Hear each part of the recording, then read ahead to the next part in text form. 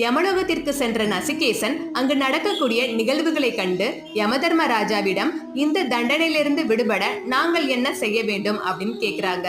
அதற்கு யமதர்மராஜா அனைவருக்கும் நல்லது செய்யணும், யாருக்கும் தீங்கு இழைக்க கூடாது அப்படின்னு சொல்றாரு. அதற்கு நசிகேசன், அவ்வாறு இருந்தாலும் எங்களை அறியாமலேயே சில தவறுகள் செய்ய நேரிடுகிறதே, அப்பொழுது என்ன செய்வது அப்படின்னு கேக்குறாரு.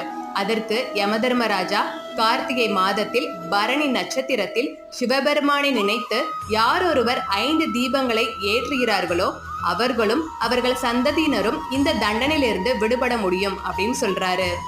அதனாலதான் கார்த்திகை தீப திருநாளுக்கு முதல் நாள் நாம் அனைவருமே பரணி தீபத்தை ஏற்றுகிறோம். இந்த பரணி தீபமானது திருவண்ணாமலையிலும் கார்த்திகை தீப திருநாள் அன்று அதிகாலையில் ஏற்றப்படுகிறது. இந்த பரணி தீபம் பற்றின கதை உங்களுக்கு பிடிச்சிருந்துச்சுன்னா லைக் பண்ணிக்கோங்க. நம்ம குணாஸ் கைவனம் சேனலை இப்போ தான் புதுசா பாக்குறீங்கன்னா சப்ஸ்கிரைப் பண்ணிக்கோங்க. நன்றி.